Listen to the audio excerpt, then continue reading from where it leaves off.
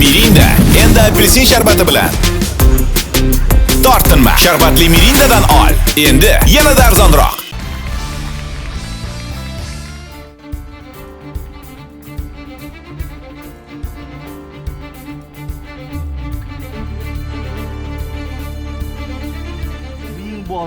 Ming bor uzr, ikkinchi bo'lib o'lmasdan deyman, maylimi?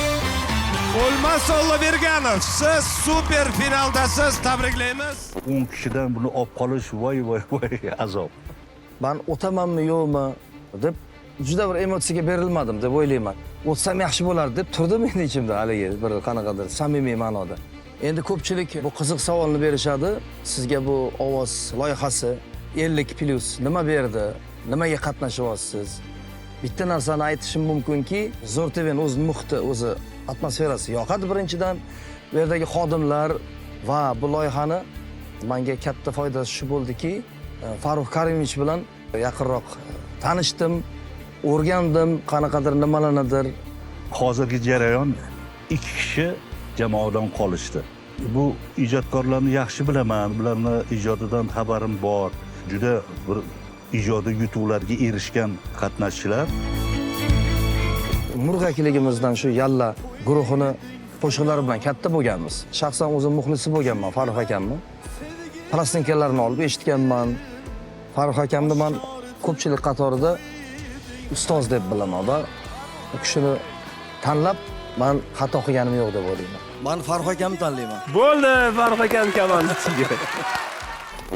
O'zbek milliy musiqa san'atini shinavandalari ovoz berib qolishlaringizni xohlar edim.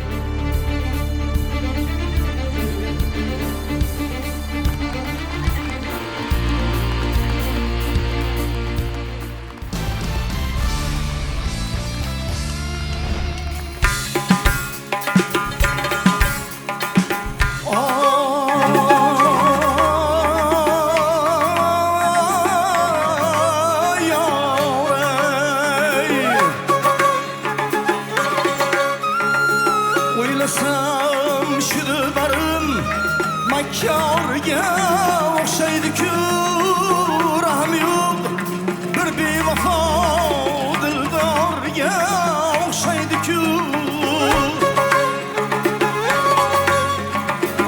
Ulkli gulgun niqob ochman balxastani ishqidim, bo'ynima solgan dorga o'xshaydi-ku.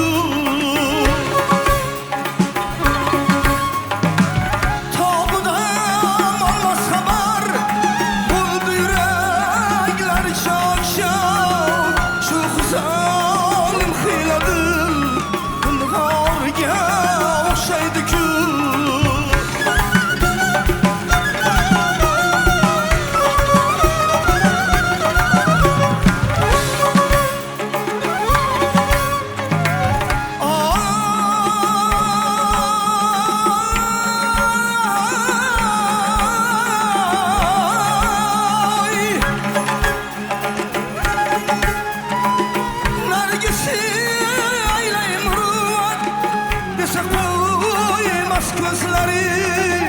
Hanjari mushyollari xunxorga o'xshaydi-ku.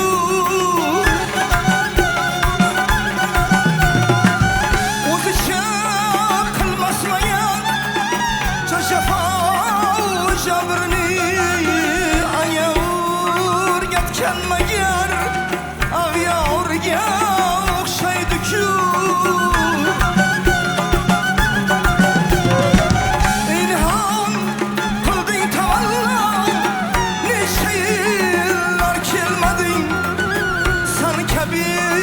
Beshoradim bezorga o'xshaydi-ku. O'ylasam shu dilbarim makkorga o'xshaydi-ku, rahm yo'q bir bevafo dildorga o'xshaydi-ku.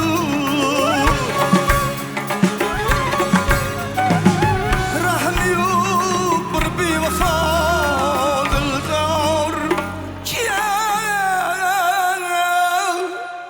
o'xshaydi-ku.